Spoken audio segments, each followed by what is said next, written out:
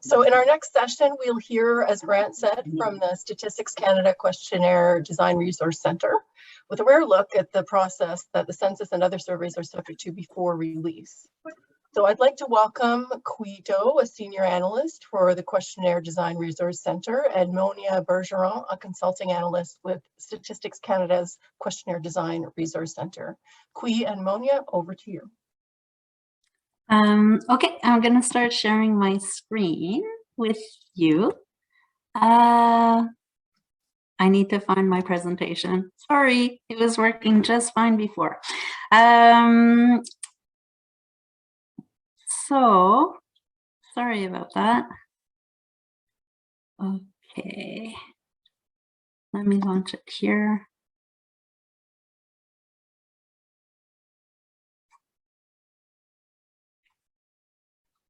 Okay, so this should work if I can find you. Okay, sharing. Start slideshow. Does that work for you? Yeah, okay, perfect. Hi, everyone, and thank you for joining us. My name is Monia Bergeron, and I work with the Questionnaire Design Resource Centre at Statistics Canada. Joining me today is my colleague, Guido, and we're excited to meet with you and tell you a little bit about what our centre does at Statistics Canada. Now, overall, just today, we'll talk a little bit about the role that my team plays at Statistics Canada and the type of work we do and how we help reduce response errors. We'll touch on harmonized content modules available to survey subject matter areas, and we'll talk about sensitivity training, testing, and equity and diversity.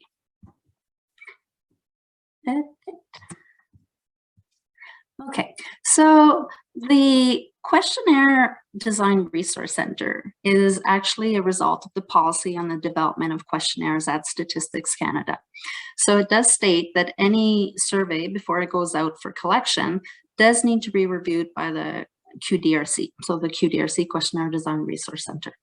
And in those cases, the QDRC offers a number of services, and one of them is to review all questionnaires before they go out for collection. So if it's a new survey, we'll go through the entire content. If it's an existing survey with just a new module, then we'll help with the new module.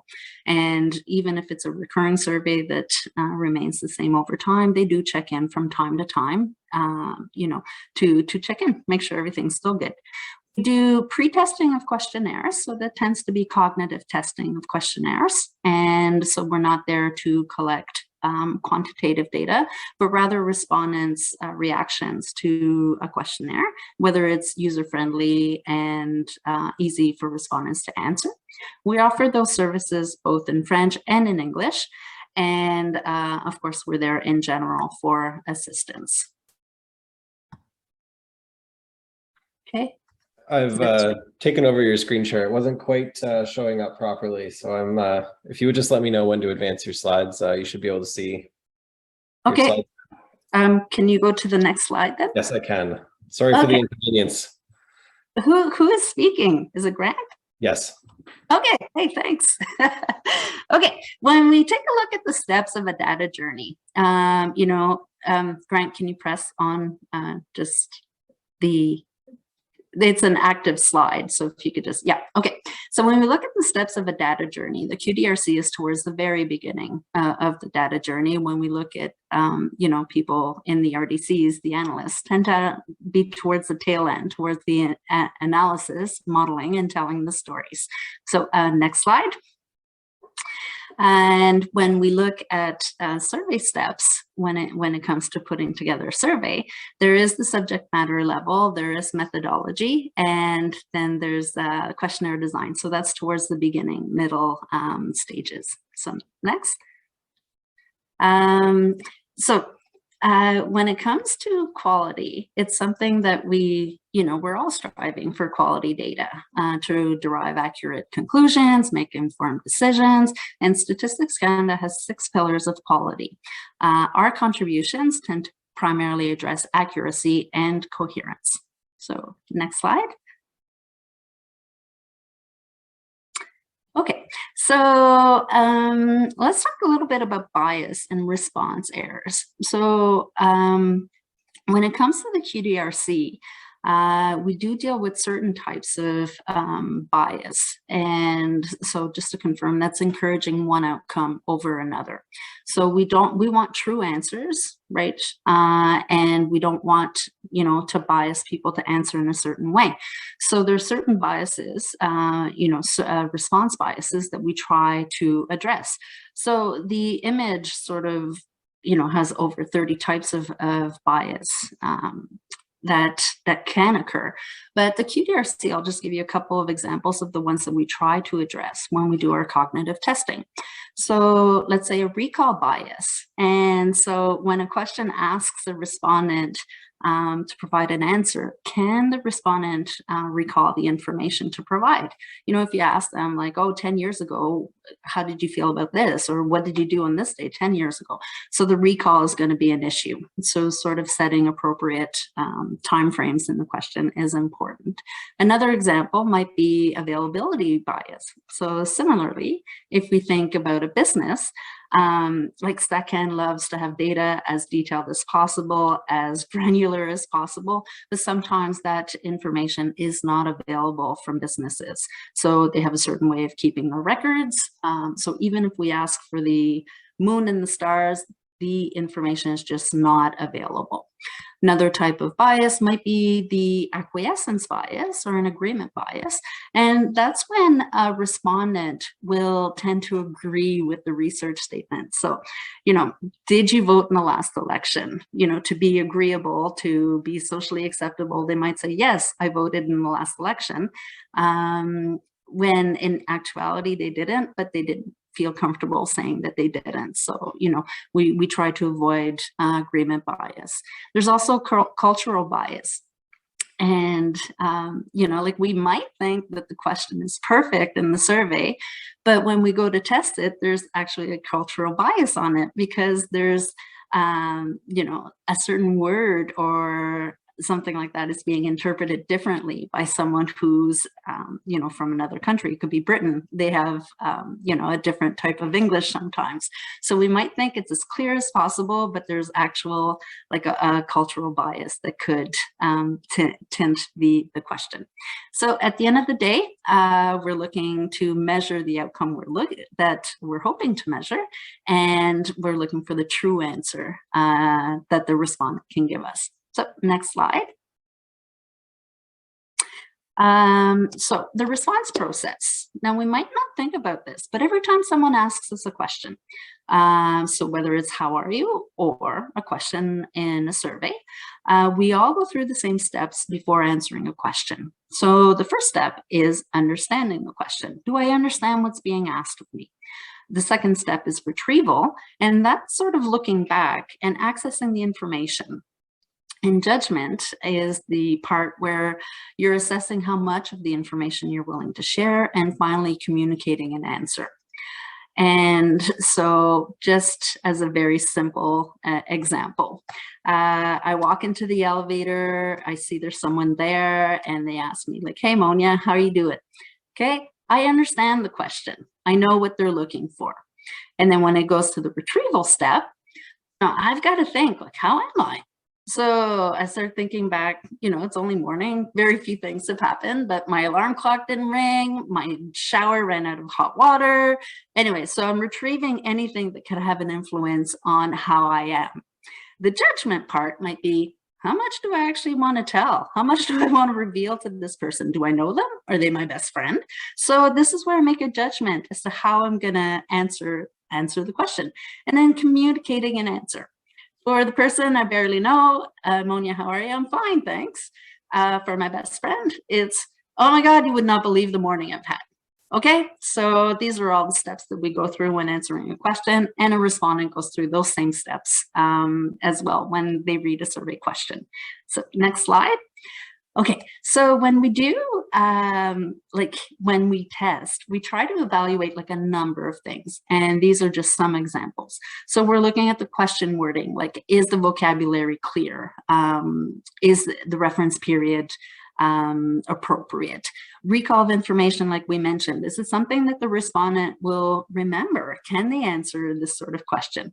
Question order, are similarly themed questions grouped together? And does one influence another question? So those are all interesting things. Response options, are they complete? Are they comprehensive, exhaustive? And we are also interested in respondent reactions to the questionnaire. Are they likely to jump ship at any point? Is there something that's turning them off? Is the length okay? Is the layout of the questionnaire okay? Those are all things that we're looking for. So next screen. We do cognitive testing in a few different ways using qualitative methods. So the first one is cognitive interviews. And we also call those one-on-ones. And that's when we'll meet with an individual. So pre-COVID, we used to meet them face-to-face. But since COVID, we do online meetings with Canadians. And we go through a questionnaire together. So it's almost like a dry run of the questionnaire. But it's where they give us their feedback. So we want to make sure that it reads well, it makes sense.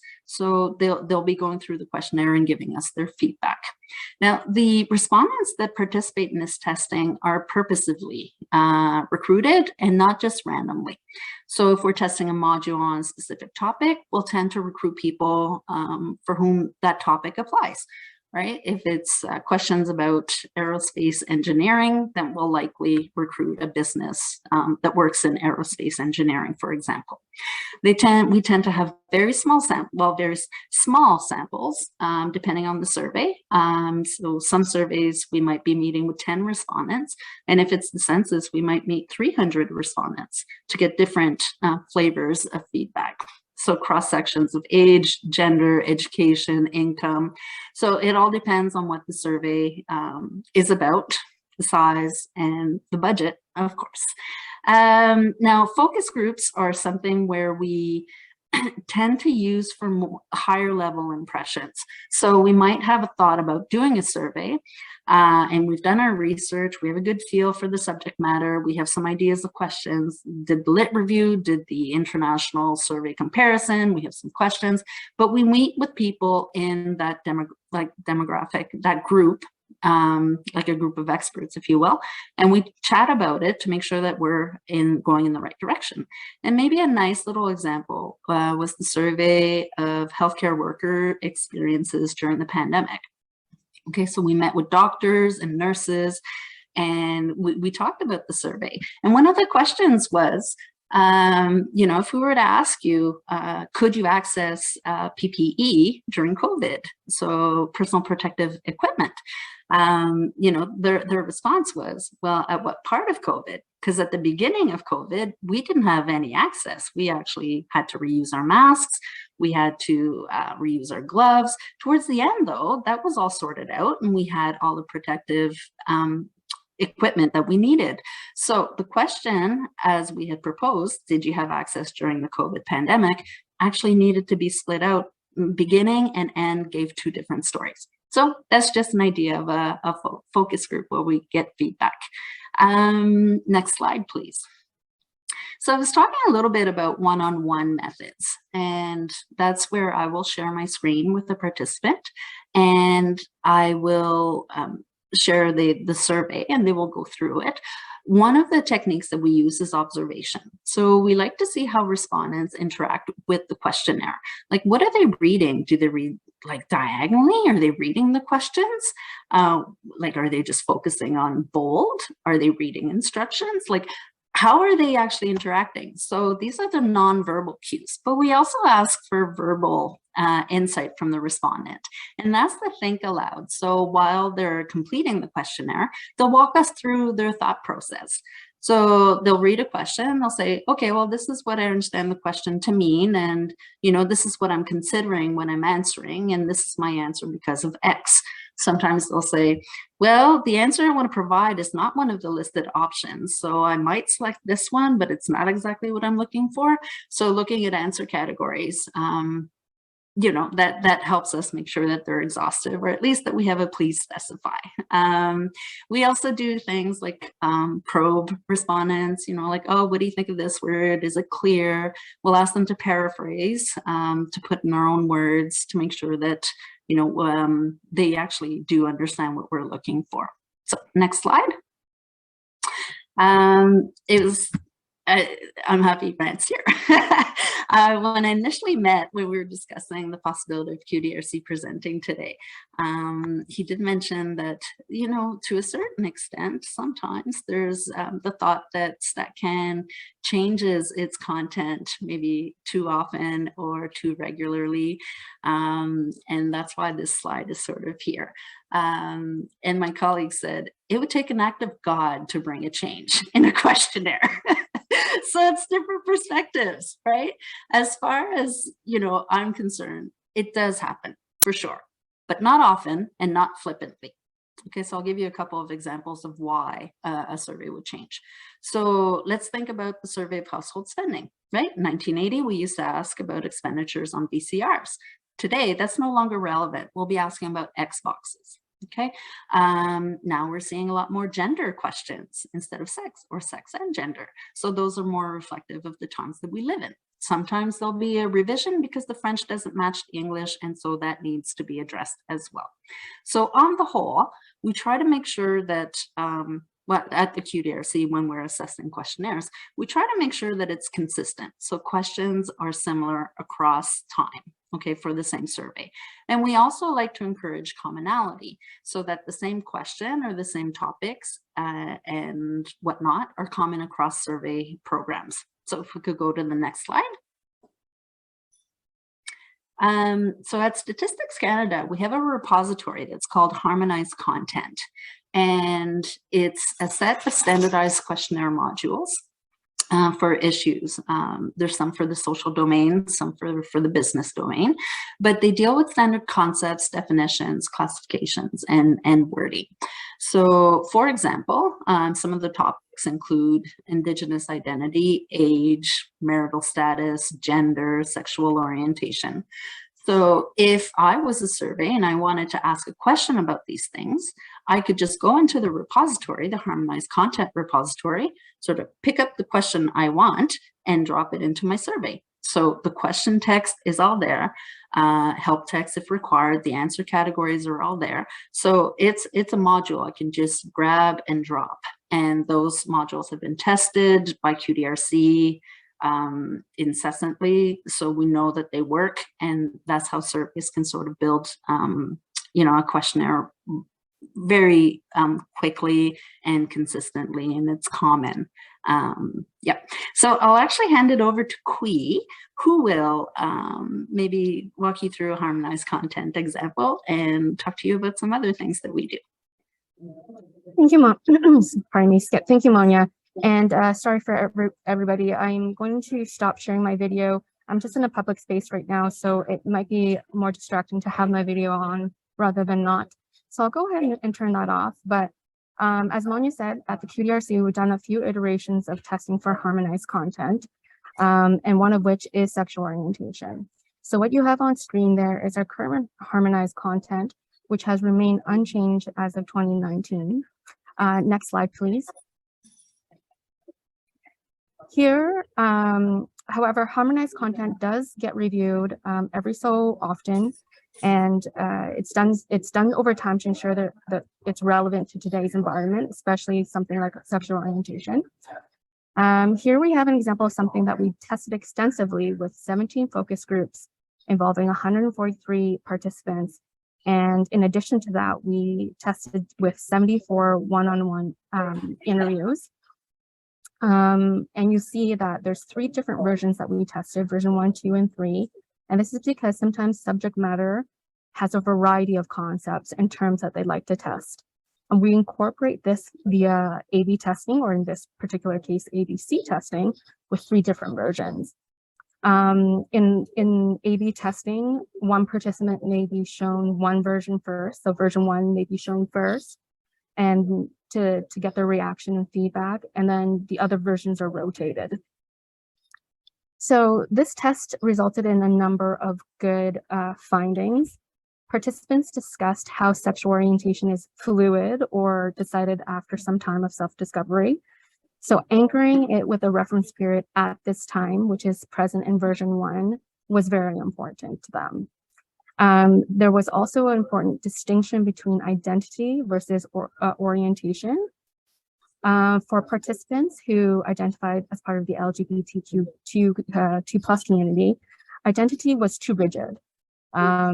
It was less appropriate for somebody questioning their identity, and orientation was more current. Another aspect that we had tested during the harmonized content was how appropriate is this question to be asked towards youth, or so at what age can we start asking these questions?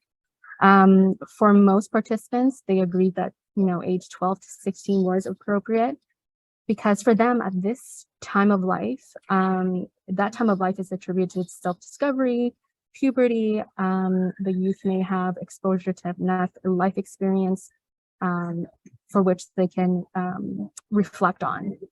So 12 to 16 was deemed to be an appropriate age to start asking these questions. In addition to that, subject matter wanted us to test whether or not this should be asked in a proxy. That is, if I were doing a survey on household spending and the question was asked for my sexual orientation and those in my family or in my household, would I be able to answer that for other members in that household? And the resounding answer to that from our participants was no. That is really inappropriate to be asking this question in a proxy. It would be essentially labeling someone's sexual orientation and can be very incorrect. So in the end, version 1 was recommended for adoption by QDRC. It was more representative, inclusive, and the extra answer categories beyond heterosexual, gay or lesbian or bisexual allowed for participants to identify themselves a bit easier. But just because we recommend something doesn't mean that it's going to be adopted. For our QDRC, for our part in the QDRC, we find we observe these findings and we write them in a recommendation, but at the end of the day, the subject matter groups go through the review process and changes happen, deliberately. So as you can see, this testing happened in 2020 and there's still work to be done before we make changes to harmonized content. So next slide, please. Next, I wanted to speak about sensitive topic testing. Although the previous slide was about harmonized content, sexual orientation can also be a sensitive topic for testing. It is personal and sometimes this type of private information people do not want to discuss. But here are some tips and tricks that we have learned throughout the years and would recommend if anybody is embarking in surveying with sensitive topics. First, we advise that sensitive topics be a self-complete, that is an electronic questionnaire. So if we're talking about household violence, asking somebody about an abusive relationship over the phone with potential family members overhearing could be it could be dangerous for one, but also very uncomfortable.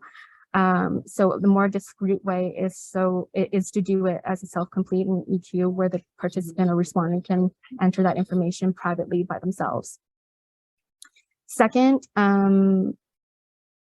limiting the number of observers and asking not to record is one. And providing as much context and information upfront as you can. Oftentimes participants want to know why we are singling prying. But once explained, they better understand why we're asking the questions we're asking. Ordering sequence is also important. So for example, if you're asking for, information on sexual activity, and then you go straight to asking a question about religion, that could be quite off-putting and leave the participant or respondent with a feeling of being judged. And so we also try to recommend putting sensitive questions at the end. The technique of question loading too can be used, and it's to help to kind of mitigate the feelings of being judged. So for example, if I ask somebody, did you vote in the last election? They might feel shame. They might feel like they need to provide an excuse for reasons why they may or may not have. So loading it with an understanding statement where, there may be wording it such that there may be reasons why somebody may not vote. Did you vote in the last federal election? That's also a good way to avoid social desirability bias, as Monia had mentioned. And sometimes, as much as you want to reword the question to put respondents at ease, some content could just not be pleasant. And this was certainly a finding in one of the child maltreatment surveys, where the questions were, no matter how we worded it, softened it, it was just too shocking and intense. And that's exactly what we are there to find out, whether or not these questions are okay to be asked. Okay. Next slide, please. Here's an example of sensitive topic testing, specifically with sexual misconduct. Here the question asks, has anyone touched you against your will in any sexual way in the past 12 months?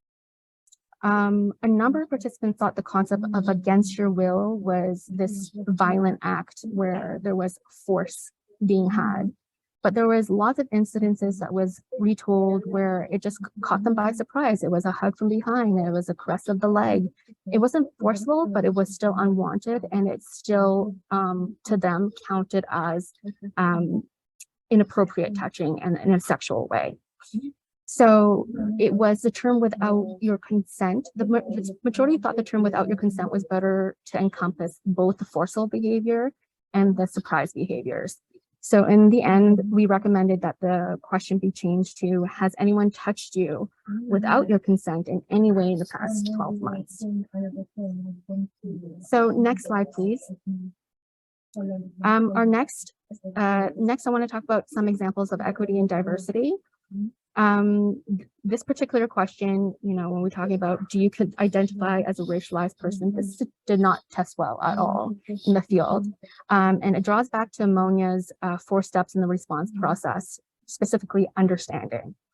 Participants understood this question in a variety of ways. One being, do you consider yourself racist? Do you consider yourself belonging to a race, including white? Do you consider yourself being a victim of racism at work? So in the end, most people, left to their own device, most participants ended up answering prefer not to answer, as more to represent, I don't know what you're asking.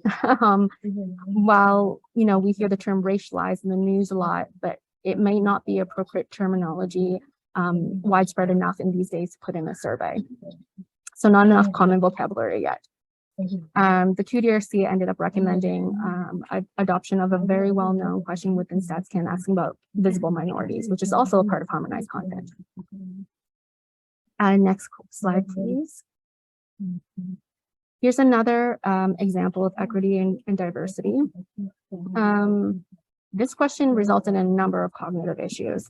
So thinking of the last time that you used federal government services in person, to what extent did barriers with any of the following features of the built environment interfere with you obtaining the services you required? Select not applicable if the barrier is relevant to your condition, or you just don't do the activity or encounter this type of situation. For example, stairs may not be relevant to someone who has a hearing condition. Select not at all if you do not experience barriers with this feature, even though it might be relevant to your condition. So even my reading that out, I'm sure some of you glazed over. It is long, and a number of issues came up with this. This is just, I have A and B there as categories, but there were several other rows. So you can imagine being faced with this question and a number of categories and a number of answer response options.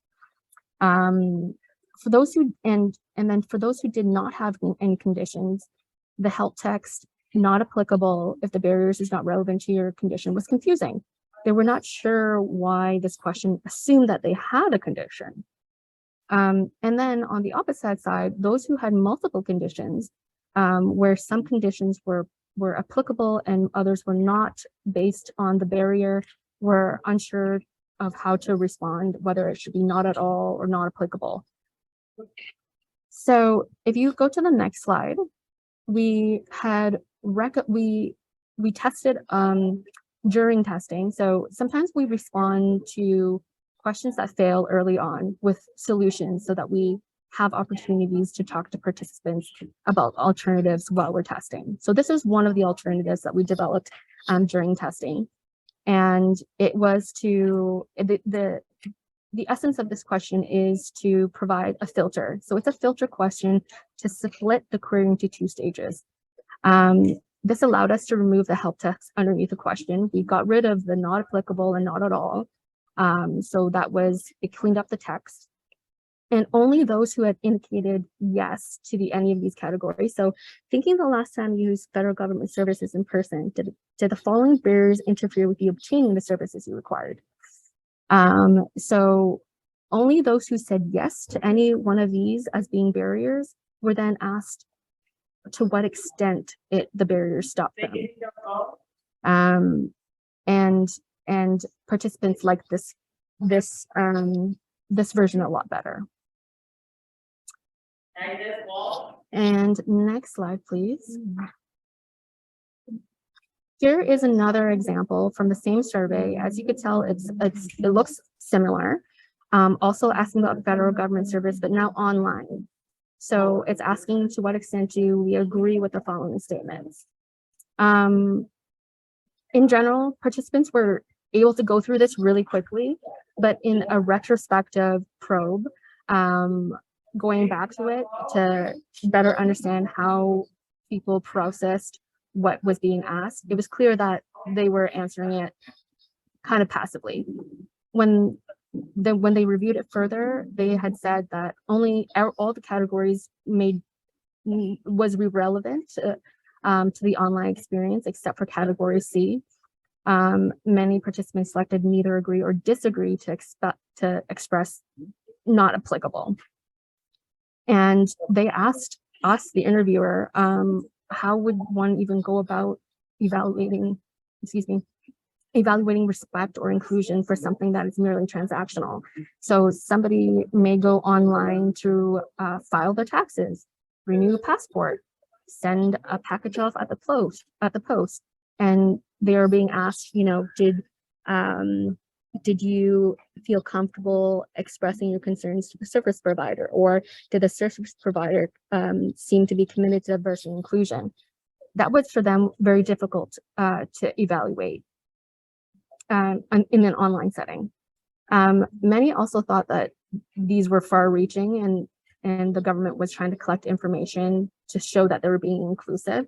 So in the end, that actually left a bad taste in their mouth. So even with some questions being good intentioned or seemingly straightforward, it's important to test. Otherwise, it may lead to poor data and even poor respondent relations.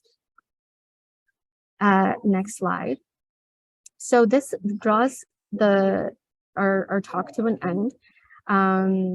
So the QDRC offers support to questionnaire designers at Statistique Canada and to other government organizations. I hope that our talk today showed how reducing bias means that, forethought into how you design the questionnaire and how you word it. But even after testing, I should say that we're not going to make everything perfect. The hope is that, through observation and discussion, QDRC can help prevent errors before collection begins. And throughout the process, it's everyone's responsibility to balance the needs of the data user while also avoiding major pitfalls with the cognitive process. So I'll leave that there, and we'll get to the discussion. Thank you, both of you, very much. Just in light of time, there are a couple of questions in the chat. Monia and Kui, if you have a moment to take a look and provide responses, that would be terrific. But in the meantime, I would like to again thank you very much for the presentation. It was, I found it very interesting. Your session and the earlier sessions today provide valuable training opportunities to the CRDC and research community, strengthen connections among our stakeholders, and give us a better understanding of the work being done that we're each doing in our different areas, and how that work together is able to advance research, inform policy, practice, decision-making, and ultimately benefit Canadians. So thank you very much again for joining us today.